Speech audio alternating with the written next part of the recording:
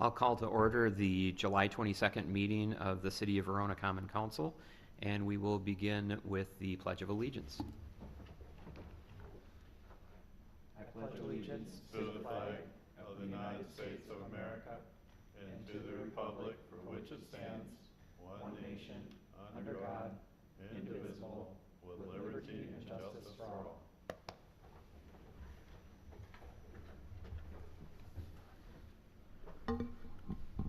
The next item of business is the roll call.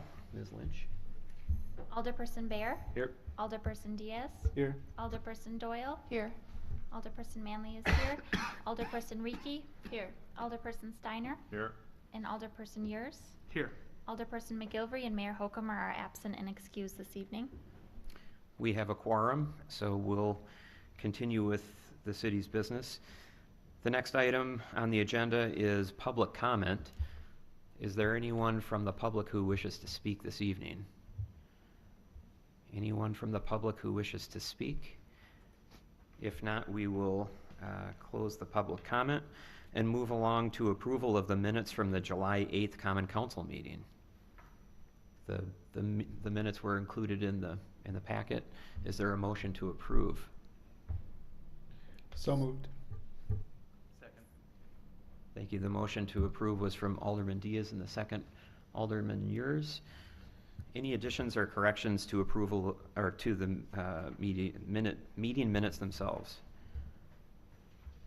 If not, all those in favor of approving the minutes say aye. Aye. Aye. Opposed, no. And the minutes are approved. Next item is mayor's business. Nothing that I'm aware of. Nothing under the mayor's business, then we'll move along to the administrator's report. Mr. Burns? Yeah, thank you. I have a few updates this evening.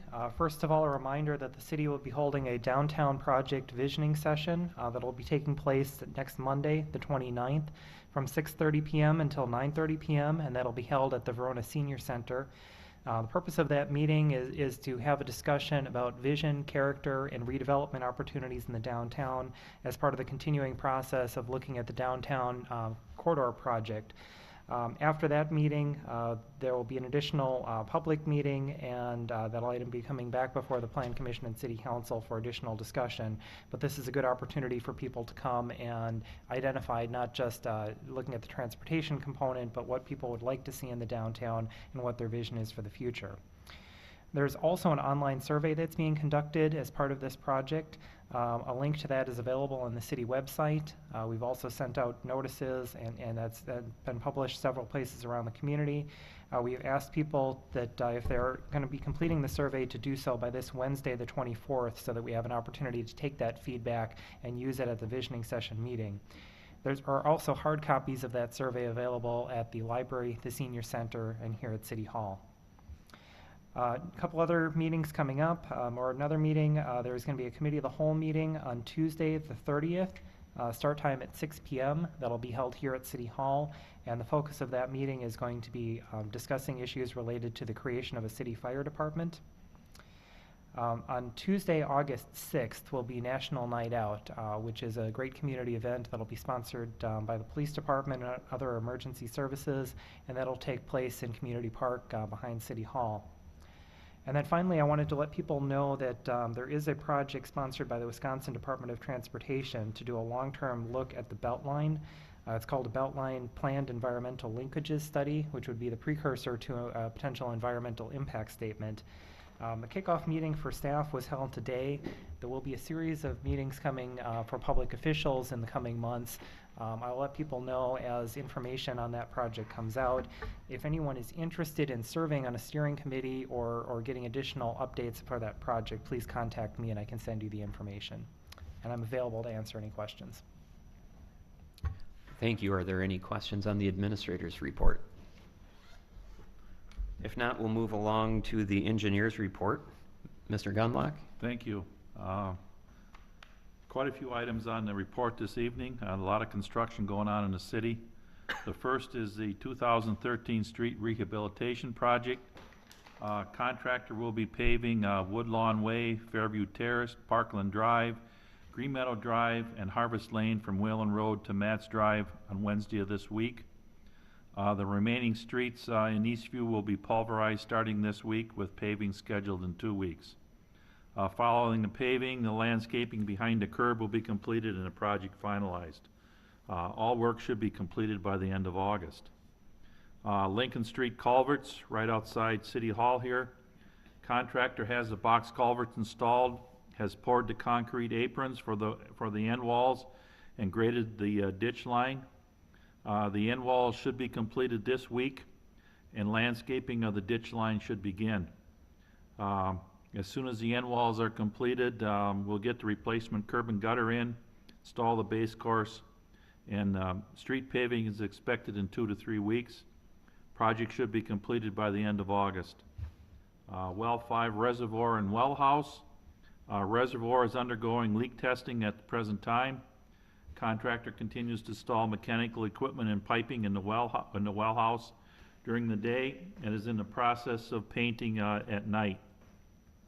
Contractor has indicated he should have all work completed by the 3rd week of August and be ready to turn the facility over to the water department. Cathedral Point Phase 3. Contractor has installed the curb and gutter and will be placing base course material this week. Asphalt paving should occur in 2 weeks, followed by the installation of the sidewalks and street terrace landscaping. This phase should be completed by September 1st and ready for building permits to be issued. Meister Addition Phase 7. Contractor has a stormwater detention basin constructed and the rough street grading completed. Underground utility construction will be taking place this week and over the next couple of weeks, followed by curb and gutter installation and street paving. When this work is completed, Meister Road will be open to North Nine Mound Road, and the Meister Addition will have another entrance and exit point. Epic Campus 4 berm. Epic is in the process of constructing the berm between the Meister Addition and its proposed Campus 4 area. Trucking is occurring across Northern Lights Road just west of Nine Mound Road. If you're driving in this area, please use caution because those are off-road trucks and they are big. And if they hit you, you will be flat, they will not. And finally, US Highway 18-151 Epic Lane off-ramp. Construction has commenced at the 18-151 Epic Lane off-ramp to expand the ramp to 2 lanes, widen Epic Lane to 2 northbound lanes from West Verona Avenue to Breckenridge Drive. This week, work will be widening Epic Lane and the West Verona Avenue right turn lane at Epic Lane. It's anticipated that asphalt paving on Epic Lane and West Verona Avenue will take place this coming Saturday. Next week, work will commence on the off-ramp. The ramp will be open to traffic during construction, but the traffic lane will be narrowed. Temporary traffic signals will also be in operation. West Verona Avenue will be narrowed to 1 lane in each direction. And again, please use caution when traveling in this area over the next 5 to 6 weeks. That completes my report for this evening. Be happy to try to answer any questions. Thank you, Mr. Gunlock. Are there any questions? Seeing none, we'll move on to the next item, which is committee reports. And we'll begin with the Finance Committee and Alderperson Doyle.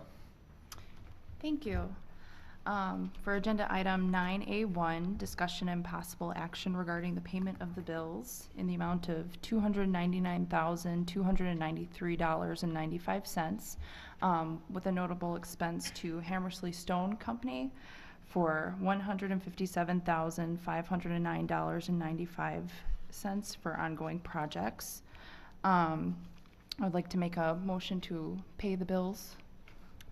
Okay, we have a motion by Alderperson Doyle. Is there a second? Second. Thank you. Second by Alderperson Diaz. And you've heard the explanation. Are there any questions on the motion? If not, all those in favor say aye. Aye. All those opposed, no. The ayes have it, and the bills are paid.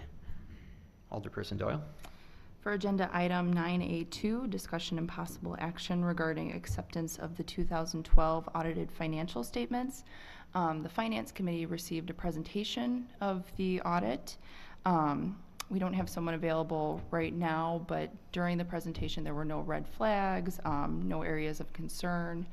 And I would like to note that there are 3 separate documents, and you're welcome to contact city staff if you do have any additional questions. But it was nice to see that they went over well and there were no true areas of concern. So I would like to go ahead and make a motion to accept the audited financial statements. We have a motion to accept the audit by Alderperson Doyle. Is there a second? Second.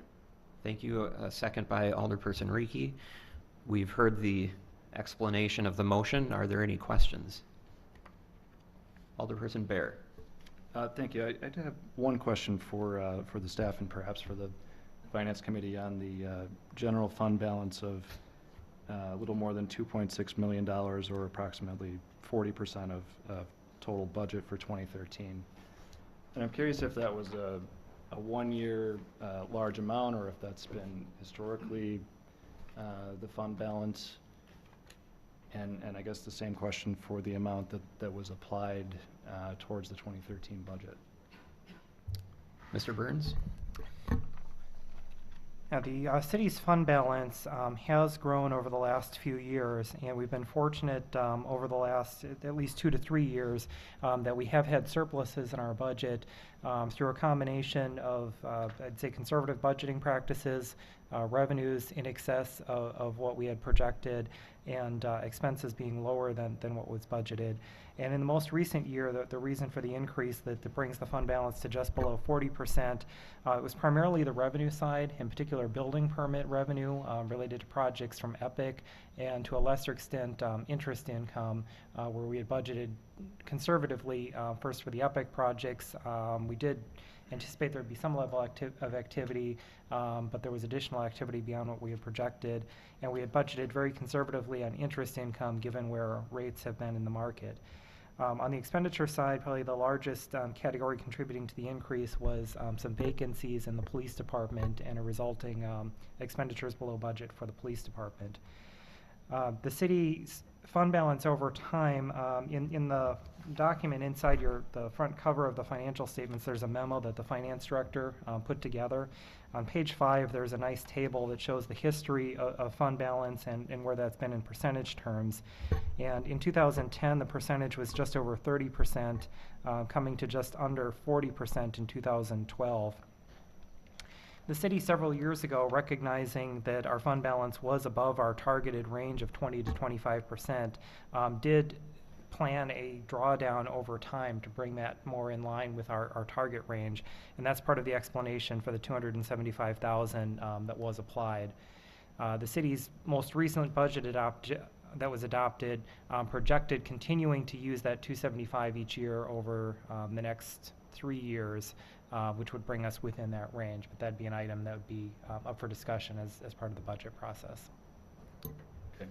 Thank you, Mr. Burns, for that explanation. That's helpful. And I did notice the history of the last 5-6 years on page 5 of that document. That's helpful.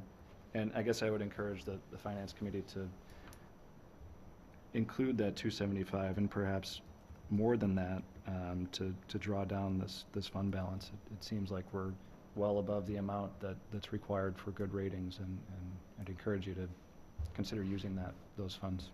Thank you. Any further discussion?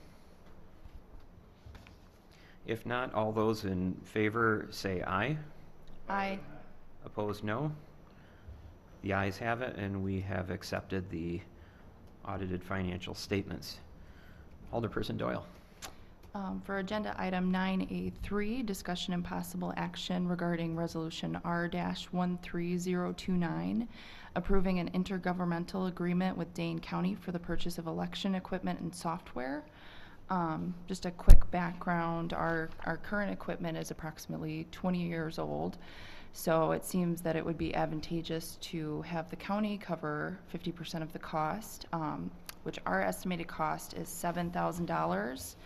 That's not including warranty and maintenance, and the cost is higher than what's in the memo from the county clerk, because the cost discussed in there is for the plastic ballot box, not the new metal, so that's an additional cost. But I would like to go ahead and make a motion to approve that resolution. Thank you. We have a motion from Alderperson Doyle. Is there a second? Second. Thank you. The second is from Alderperson Diaz. We've heard the explanation of the motion. Are there any questions or discussion points? One question. Alderperson Bear. Thank you. I have a question of whether our order would include the additional optional jump drive. In the memo, it says it's not required, but it is useful for recall, recount situations where there's multiple things happening. Ms. Lynch? That would be something that we would look at getting. Any other questions or further discussion? Just to note, I believe that's included in the approximate cost too, right, for the 7,000? Correct. The $7,000 estimate was just a rough estimate. It comes to about $7,280 with all of the items here, and that does not take into account the trade-in value. We would get $500 credit for our old machines. Any other questions or comment? If not, all those in favor of approving the resolution say aye. Aye. Opposed, no. The ayes have it, and the resolution is approved. Under committee reports, we'll next move to the Public Works, Sewer, and Water Committee for a report from Alderperson Diaz. Thank you.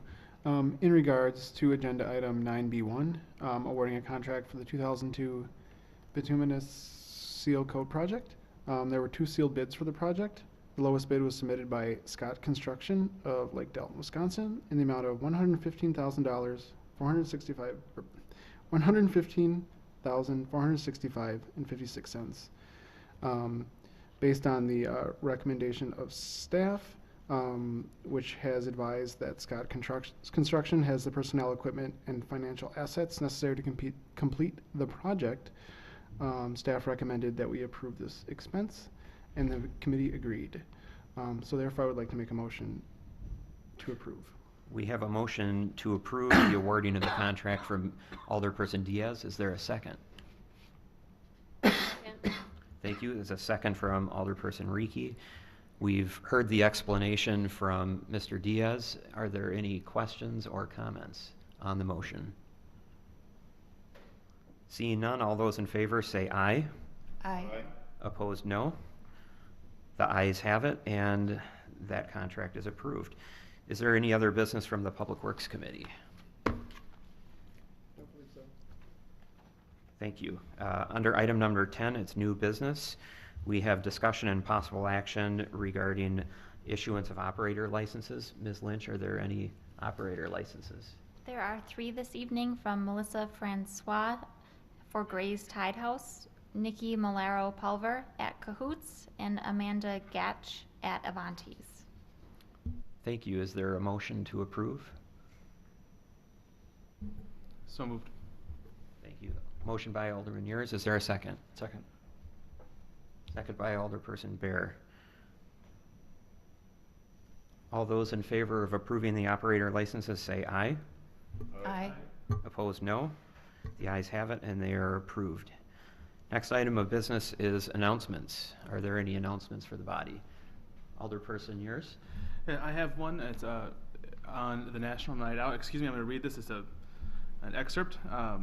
The Verona Police Department will be hosting its annual Night Out Against Crime on August 6, 2013 from 5 p.m. to 9 p.m. at the Hometown Festival grounds near Verona City Hall and Verona Police Department. This year's event will include a landing from the Med Flight helicopter, horse patrol, canine demonstration, police officer dunk tank, kid care ID program, public safety related informational booths, and a newly popular child bounce houses. As always, there will be plenty of free food available from which will include a pork roast, hot dogs, corn on the cob, refreshments, and frozen treats. A DJ will be playing music in addition to the free bike and bike helmet raffle. The Verona Police Department looks forward to meeting the community it serves. Any donations for the event can be directed to the Verona Police Department, care of Officer Ryan Atkins. Thank you for that. Any other announcements? Alderperson Bear. I'd just like to say thanks to Mr. Burns and Mr. Reeder, Chief Coughlin and Chief Giver, and Mr. Simons at the library for taking the time the last few weeks to meet with me. That was very helpful of them to offer their time to a new member of the council, and I appreciate that. Thank you. Any other announcements? Alderperson Reekie. Just going down the line here, I guess. I also want to announce my listening sessions once again that are going to take place on August 10th, which is a Saturday at 9 a.m. and also on Tuesday, August 13th at 7 p.m. I'm offering those 2 different times to hopefully get as many people able to attend as possible. Thank you. Any announcements from this side of the room? If not, a motion to adjourn would be in order. So moved. Thank you. Motion by Alder Diaz. Is there a second? Second. Second by Alderperson Doyle. All those in favor of adjournment say aye. Aye. We are adjourned. Thank you.